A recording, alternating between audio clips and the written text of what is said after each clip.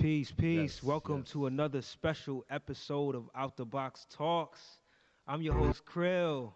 I got my brother, A-Level. It's A-Level the Wiz. You know what it is.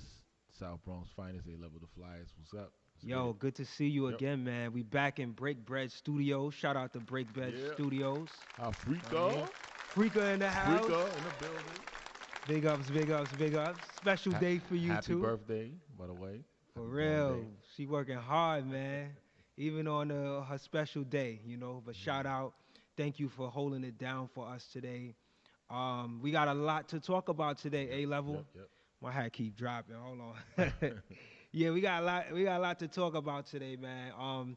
We're gonna have a special guest joining us today. Yep. His name is Homeboy Sandman. So in a little bit, he'll be calling the studio. His new album, Dusty, is out. It's entitled Dusty. So we're gonna talk to him.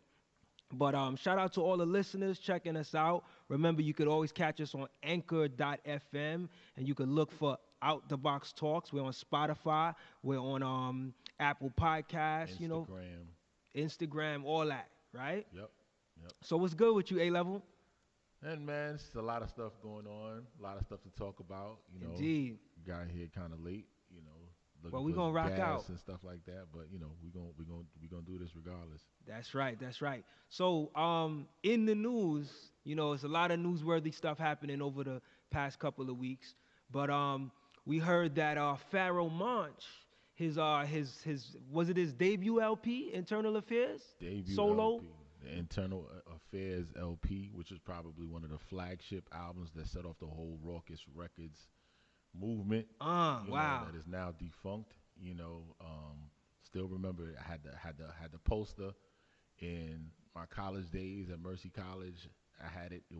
That was posted up on the wall, as well as Black on Both Sides by Mos Def. Wow. So this LP is getting a official release, right? It's going to be on vinyl and streaming services. Right. Well, it was released before, but due to a number of other reasons, it got taken out of print, and it's actually going to be coming up. This is the record that has Simon Says on it, right? Simon Says, which is probably his most notable record in terms of achieving popular, fame or whatnot.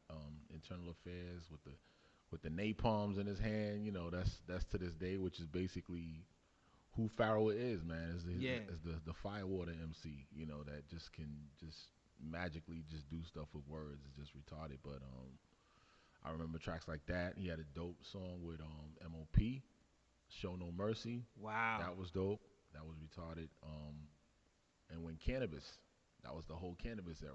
From 98 to 2000. That was like the hottest dude to do a track with. And he Cannabis Destroys that track on there with him as well, too. It's crazy, too, because, I feel like a lot of people have not gotten a chance to hear this album. Right. So I'm looking, I personally have not heard the album in its entirety. So it's kind of cool to hear that it's finally going to be back out for people to hear. So I'm looking forward to that. And also, I heard that Mos Def, Yasiin Bey, is actually going to be, so he pretty much put out a studio album, but it was only available to be heard in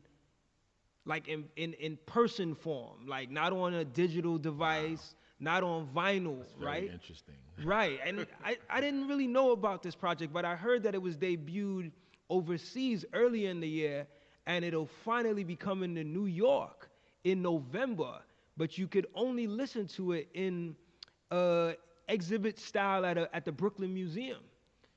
And from what I understand, it's called Negus, Negus.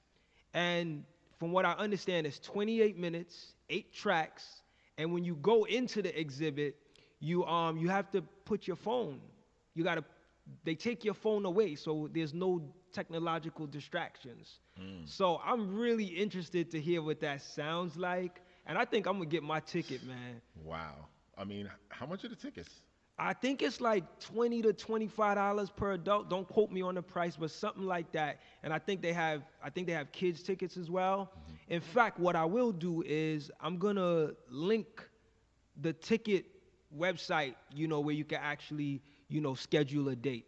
and see that. But I think we should probably go check that I out, think man. that's interesting because this kind of reminds me of Wu with the whole once upon a lifetime, once upon a Yes. time in Shaolin, where they are presenting an album not as it's normally or traditionally presented, and presenting it as an art piece, as an art piece, and basically it's just a work of art that people get a chance to experience, live, that one time. The only drawback with stuff like that is when you want to experience it again, like how are we going to do this again? And I guess with the record industry and everything just kind of just being kind of flatlining itself, everyone's doing music now. There's plenty more people doing, recordings now and producing now than there was 30, 25 years ago. Yep.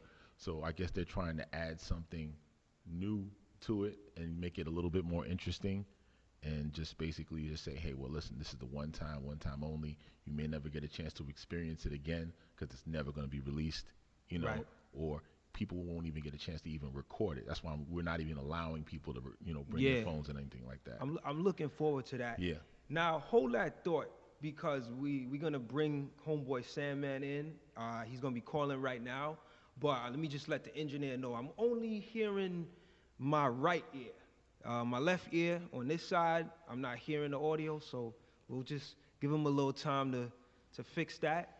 And we're gonna come back to that Yasiin Bey music. So we're back. We had to take a little break. We were having some technical difficulties. Unfortunately, we couldn't get the phone lines to open up for brother homeboy Sandman to call in.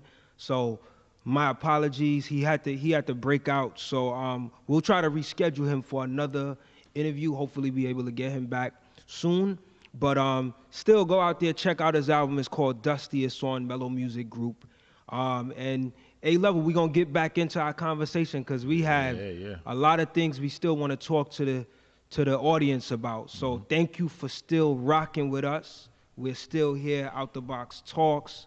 We're recording out of Break Bread Studios. Break bread. Yes, indeed. Shout out to Afrika on the boards. Now, the next topic, because we're going to come back to that Yasiin Bey topic, which I do want to. Yep. But the next topic I do want to touch on is talking about our brother Nas. You want to introduce that one, A-Level? Yo. Where was this article that we read it from? That was Yo, let me find out. Hold on a second. Anyway, basically it's an article where Nas gets interviewed and he literally tells the interviewer that I am no longer going to celebrate Illmatic. I've celebrated it enough. It was on wrapup.com. Wrapup.com. Yeah. And that he's not going to celebrate the album anymore. He just did a 25th anniversary salute to it, of which he did, ceremoniously with a symphony, how many piece symphony, orchestra, performing the entire album. And he's basically tired. He's tired of doing it. So how do you feel? How you feel about him being tired? Bro, I put it to you like this, man. He also put it out there that he's had a 12 album career, 12 studio album career. He's released, 10 studio albums that are probably, in his opinion, much better than Illmatic. And this is the big hoopla on it. Shout out to One Mic once again, because you got a lot of loyal Nas fans that will insist that Illmatic is not his best album. Right. Not for me. Illmatic is his best. The reason why I say it's his best, not just necessarily because it's his best lyrical work, it was the best beats, rhymes, time period captured in a bottle at one time. It was like lightning in a bottle. And I think this is the very thing that has haunted his entire career. It's haunted him. Because you can see it's haunting him. Yeah. You can see it's annoying him now. Because why have you ever had to release an album called Stillmatic, right? Yeah.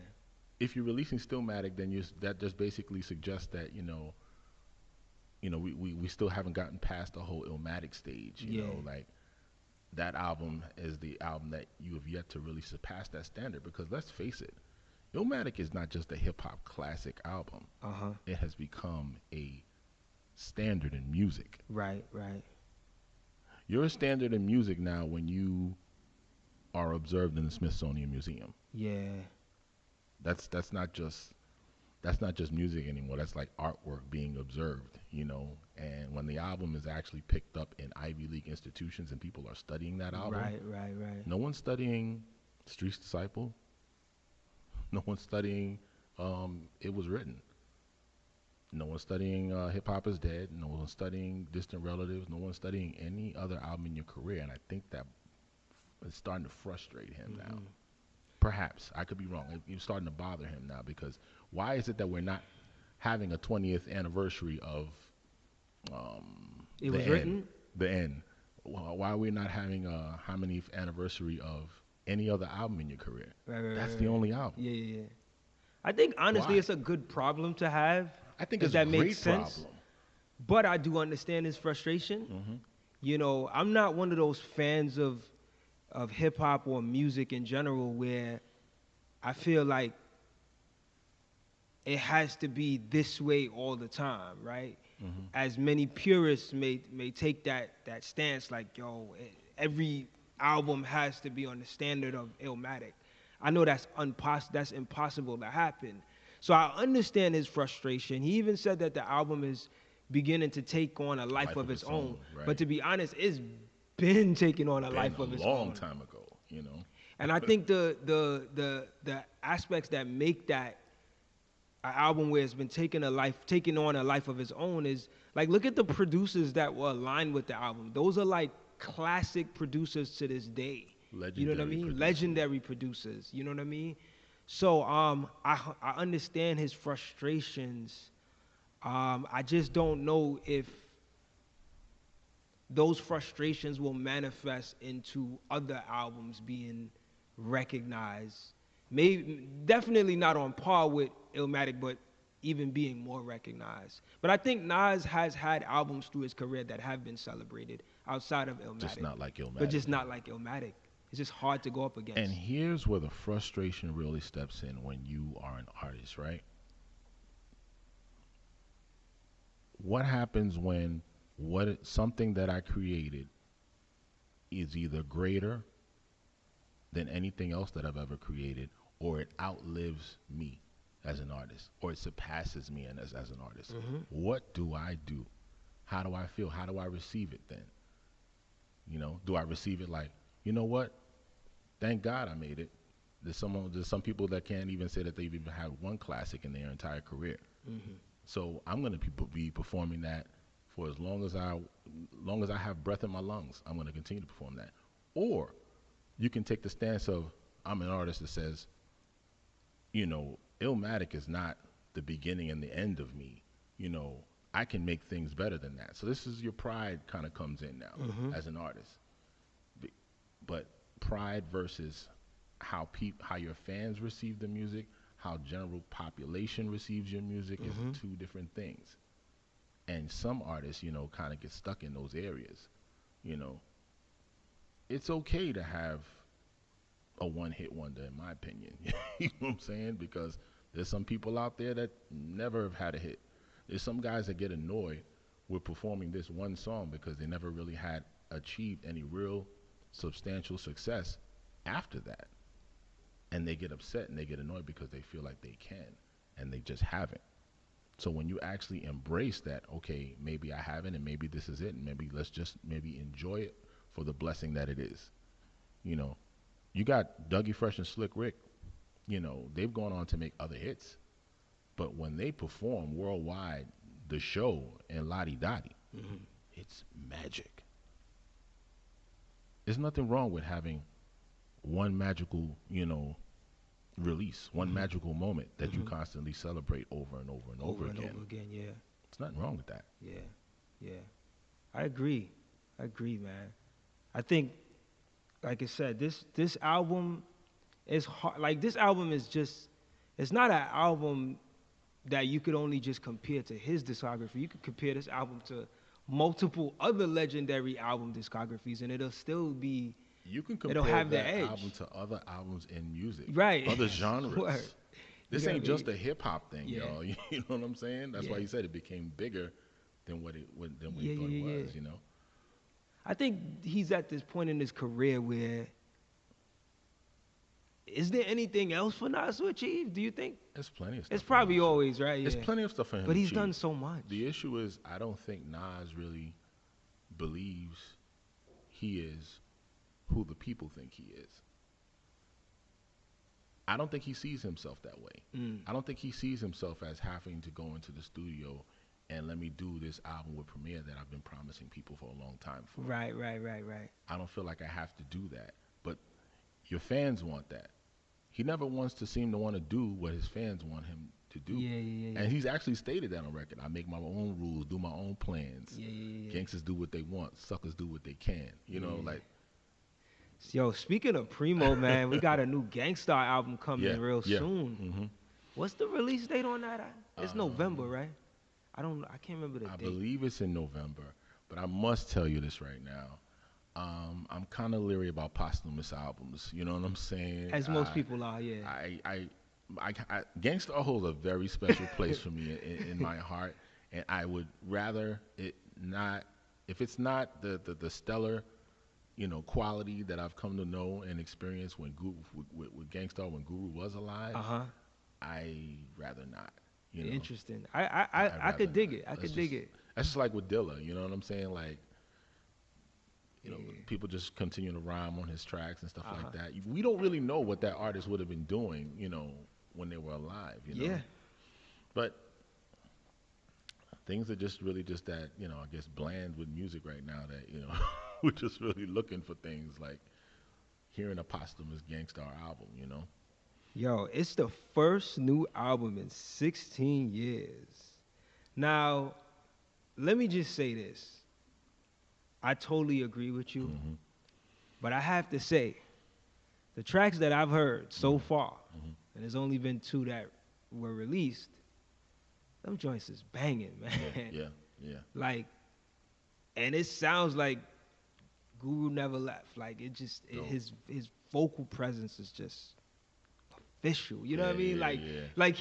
Like there's features. Well, the first track features J. Cole. And Guru shines way bigger than J. Cole on that track. J. Cole does his thing. And then we have the next track that just came out. I'm trying to get the names. And the way Guru's spitting on that track, so raw. It's called Bad Name. And the album is full of, let me see, it's 16 tracks. The first track with J. Cole is called Family and Loyalty. And then the other joint that they just put out is called Bad Name. But what's dope about the album is that it ain't just anybody featured on this album. You got Gangstar Foundation heads up in here. Yeah. Or heads that you would think Gangstar would have worked with back in their prime. Right. So like MOP is featured on here. Q-Tip is featured on here. Group Home is featured on here. They go on a track with Royce the 5'9". I see J. Rue is on here. They got Talib Kweli on here.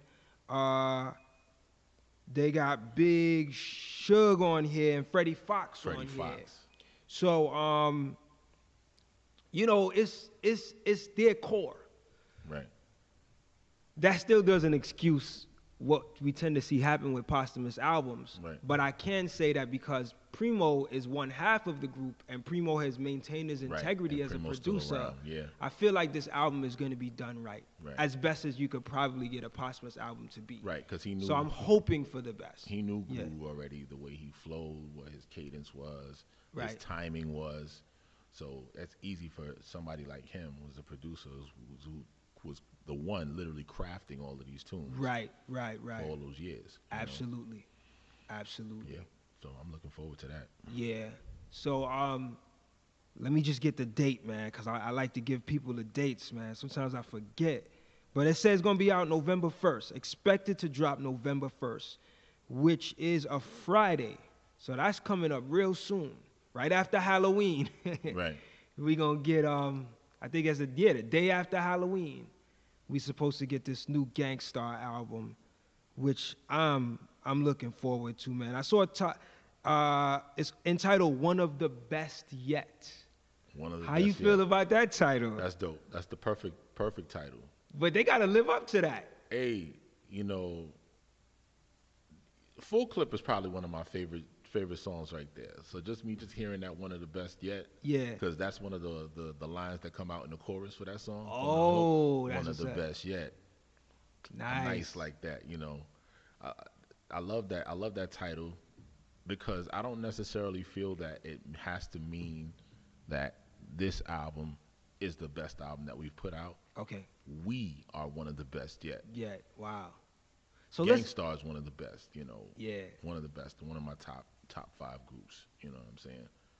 let's do this. We're gonna go to a quick music break, and we're gonna play. Which track you want to play? Bad Name or the track with J. Cole?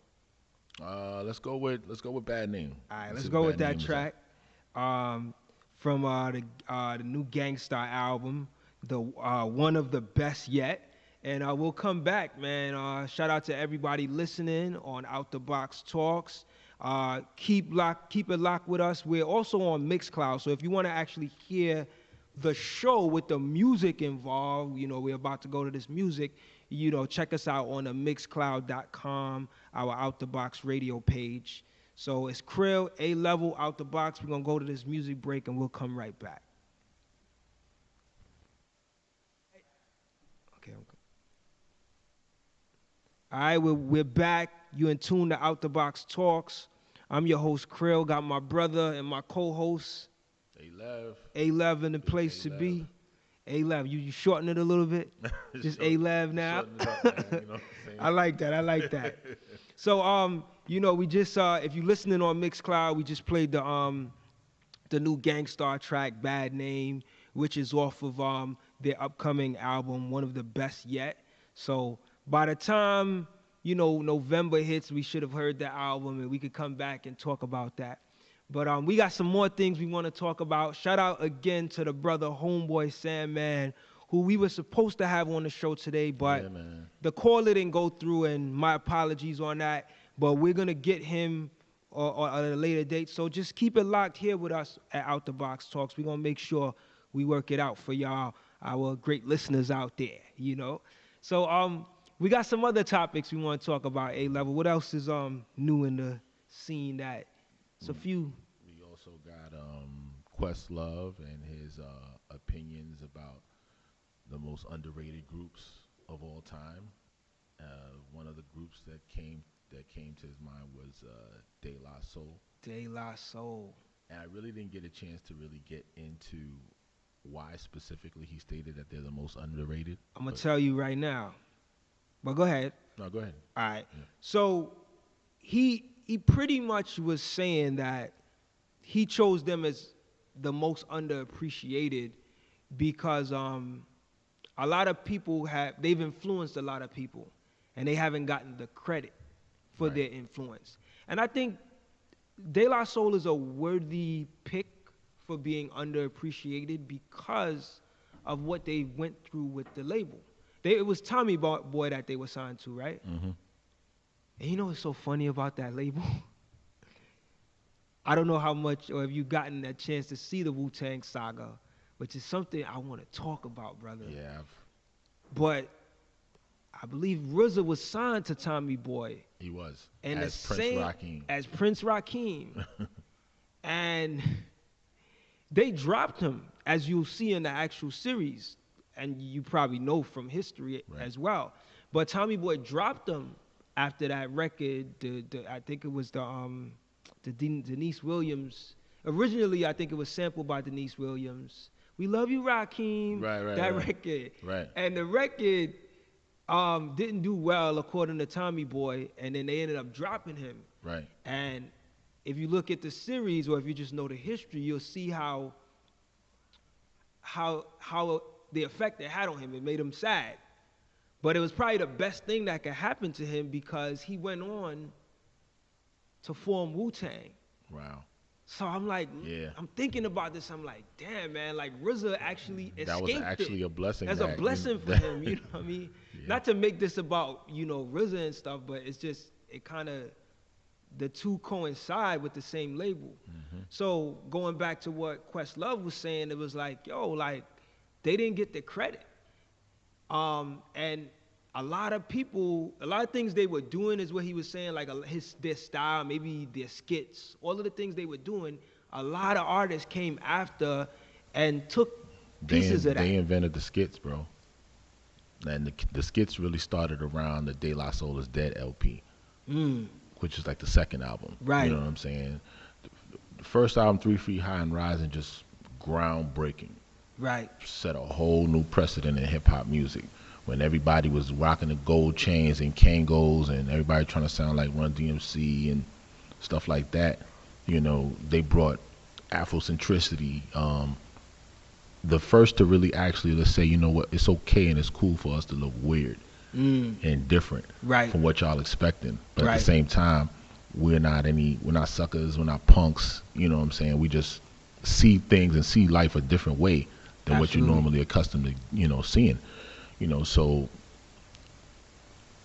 I still remember Biddies in the BK Lounge and all these great things that happened on that album that eventually started to evolve by the time they got to the AOI series. You know, where they would just have these interludes with Black Thought and others and just emulating other MCs and things like that in between tracks. So they innovated the whole, what we call the skit, in one aspect.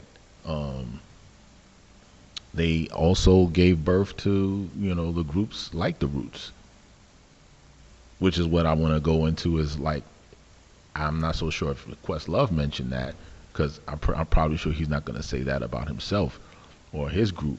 But I think the Roots are probably the second most underappreciated group. And Interesting. I think for the fact that One Mic again, because I spar with these guys a lot about it. And Shout out to One Mic. It's a for those that don't know, it's a Facebook group. It's called One Mic. That we tend to frequent post in and comment in, but we also have our own group called Hip Hop Thinks Out the Box. Right. So if you want to be a part of that, either group is dope to join. Yeah, if you want to be a part of that, it's Hip Hop Thinks OUTDABOX. But go ahead. Yeah, I mean, when it comes to the Roots, I think for the fact that there haven't really been that many bands in hip hop history outside of Stetsasonic, you know, that have actually achieved some sort of notable notoriety, you know, they get the stigma of, we don't really take y'all seriously because we're not really that used to that many bands. And when you looked upon as a band, we look upon the musicality being a little different than what we normally do in hip hop. Just for the fact that one of you is playing a bass and one of you is playing a guitar and piano, and it just happens to be one of you that's rapping. You know, and then now that devalues the MC in that group, who's literally made some of his best work with that group. Things Fall Apart got me through college, bro. Yeah. You talking about from Table of Contents, Black Thought, y'all, all of y'all want to talk about, oh, he done made no classics, and oh, he didn't do this, and oh, they be hating on Black Thought for the wrong reasons, Stop man. disrespecting that man. You know, I get it. You know, you want to debate about putting him in a GOAT conversation, and he doesn't deserve to be GOAT. Okay, I give you that. That's on you. But stop dismissing this dude like he ain't never done nothing. You know, because for most of y'all, just really be honest. You just because what you've heard on the Funkmaster Flex Hot 97, that's something that many of us who follow or are fans of Black Thought have been knowing that he can do that for over 25 years. Yeah. That's nothing. So stop treating this man like he just came out. Yeah. You know what I mean? That's disrespectful. You know, I wouldn't think of the Roots, but you make an interesting point. You know what I mean? And I think they do that because how can you dismiss a guy's work because you're saying that he didn't do any solo work, when primarily majority of the time he was the only prime solo lead vocalist on the group outside of Malik B. Mm-hmm. You know, then we Yeah, started hearing less and less work from Malik B. and what's the other dude? Oh man, slipped my mind. But he's also from the Fifth Dynasty as well too. I know who you talking about. Dice Raw? Dice Raw. Yeah. So outside of them two dudes, this is Black Thought doing the majority of the work. Yeah. Hip Hop Love of My Life with Common. Yeah. That's stellar. I always felt Double Trouble with Mos Def, stellar. You know, so if you were actually really, a lot of you hip hop fans claim you're listening to music. If you listen to the bars that he's doing on there, his bar work on that, then it shouldn't be really pretty much off the cuff to say that he is not included in a GOAT conversation. Mm-hmm. If you're really listening, but if you're listening to it from an out, looking at it sideways, like, I'm already gonna look at it, and critique it a certain way because y'all bigging it up, and I'm not a fan of it. So I was never involved in it. So now let me just start knocking it. Come on, man, that's not fair. That's not fair. Give it a fair listen, Yeah. Because I mean, we don't even have to go there. We can go to Illadelph Half-Life, bro. Listen, man. The Roots, I think when it comes to Roots discography. I'm sorry not to interrupt. Yeah, go ahead, yeah. And also for the fact that they've actually succeeded to the levels of being on night shows. You know what I'm saying? On Jimmy Fallon, they're the in-house band. So hip hop underappreciates them. Why is that? Because they have a regular gig. You know what I'm saying? Outside of recording, of which they have still given you stellar work. They're one of the most underappreciated groups as well. Yeah. And there used to be a time where I think there was this stretch of like year after year after year, the Roots would put out a new album. They haven't put out an album in a long time. But to speak to your point about Black Thought being like the prime MC, like I always looked at the Roots album. Like I was never this dude that was like, yo, I want a Black Thought album. Although the idea of getting a solo Black Thought album was dope, I just was never like, yo, I need a Black Thought album, because I always felt like that was the Black Thought album, the Roots album, because that's who you mainly heard. I'll put it to you like this, bro. You know what that's like saying? That's like saying, I want to hear solo Chuck D album. Right, or a solo Mr. Cheeks album. You know what I mean? Like, what does that mean? What does that really mean? Word. On a group, classic, legendary group like Public Enemy, who's the person that's giving you all of the bar work on that album? Yeah. Chuck. So, see, I really need to cut it out. Yeah. You need to cut it out. Yeah. I got to think about, that raises the question, underappreciated MCs. I'm not sure who would be considered as an underappreciated. No, not underappreciated, underappreciated groups. Yeah, but I'm sure there's underappreciated MCs too. Groups, but that's a worthy category too. I gotta think about that. But I think you're onto something with the Roots. You know what I mean? Yeah, man. I mean, just really, really cut it out, man. I mean, you guys really have a gem, and you have a rose that that is sitting in the garden. That needs to be enjoyed, needs to be appreciated and smelled and experienced, and before that's gone. And when that's gone, there's no time to be talking about it when it's over. Exactly. So definitely shout out to Questlove. He actually mentioned this thing about De La Soul being underappreciated on another podcast called a Fired Up Podcast with Brad Jenkins. But he's also promoting this new show, which actually aired already. It's called Hip Hop, The Songs That Shook America. Have you got a chance to check that out? I think it's on AMC. I've heard about it. Yeah. I've heard about it. I didn't really get look into it like that. Yeah. They said it's his show, his upcoming show, so it's probably worthy of checking out. Yeah, definitely worthy of checking out. I love Questlove's commentary on things. I love his perspective. He does things from a very intellectual standpoint. Mm-hmm. He's an intellectual, and I like that what he brings to the table. Right. When it comes to that. Right.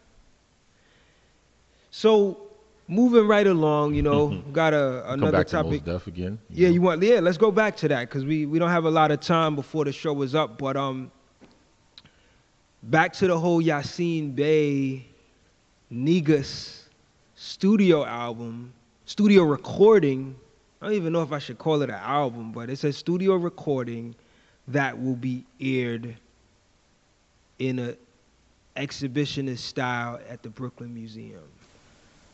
How do you feel about that? I mean, like, Yeah, how do you experience something like that? Let me say this. I think I said it on this show some years ago.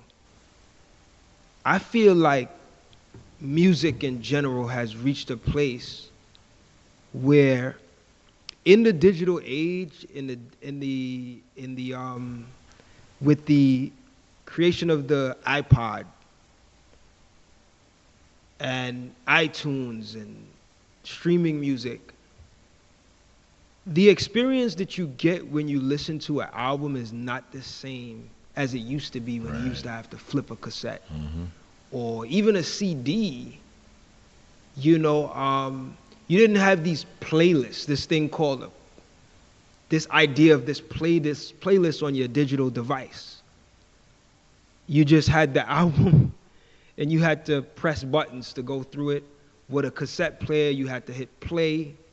So I felt like you got a chance to experience the album in its entirety in a more comprehensive way than we do now. Right. Because you could just shuffle or you could just switch to another song.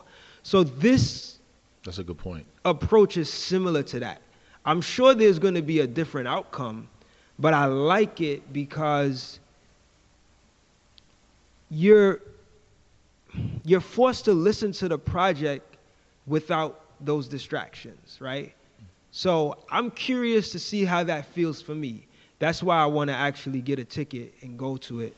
I don't want to miss this. And I see there's a lot of opportunities with the ticket. Definitely don't want to miss it. I mean, it's his first release in how many years? Yeah. I think the last one that I heard from him was Ecstatic, I believe, Yeah.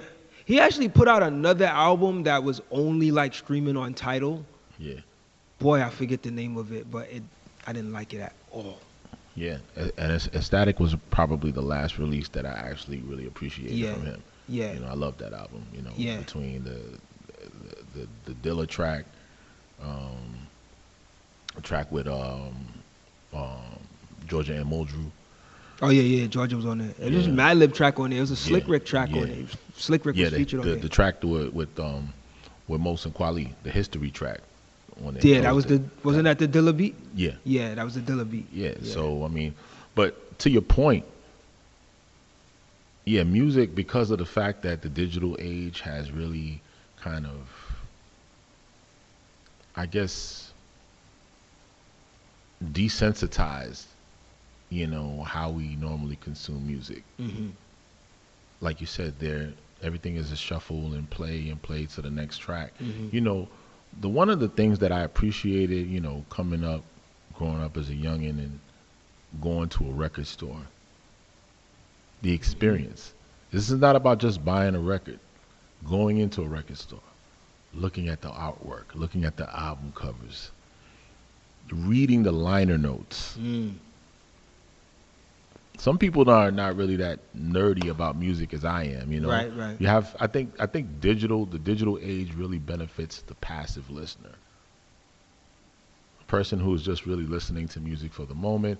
Let me go back to cooking for my family. Right. And let me go back to my job and go here and go there. It's just passive. But for the focused, dedicated listener who is following this music and following the artist, they're losing out.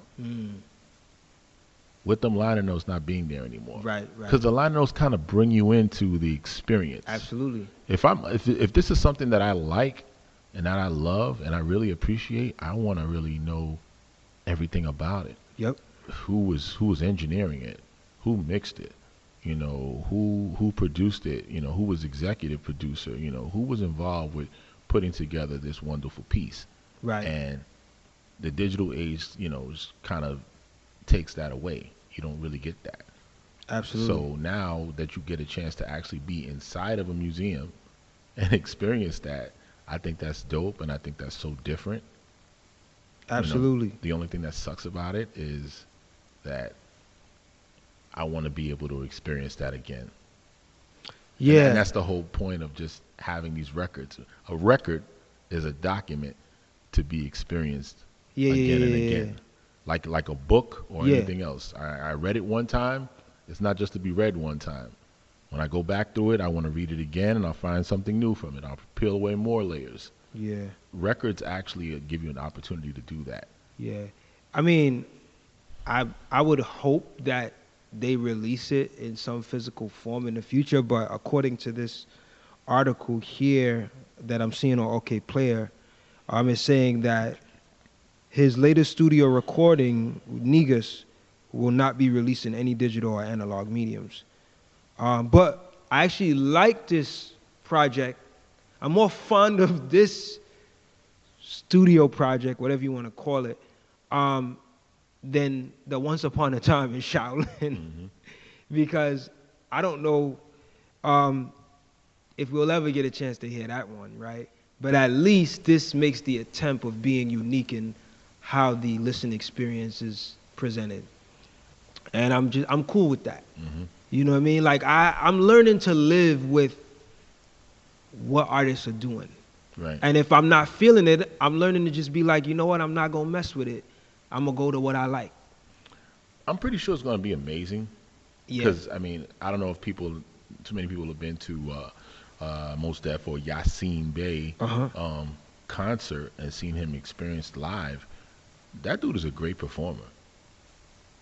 So, you know, I have no doubt in my mind that the concert's gonna be dope. Yeah. Because he's such a great talent. Yeah. Especially on stage. Not too many talents really have great stage shows. Yeah. Some people are better recording artists than they are, you know, on stage. Yeah. He's great on stage. Yeah, that's what I've heard. I've seen him a couple times.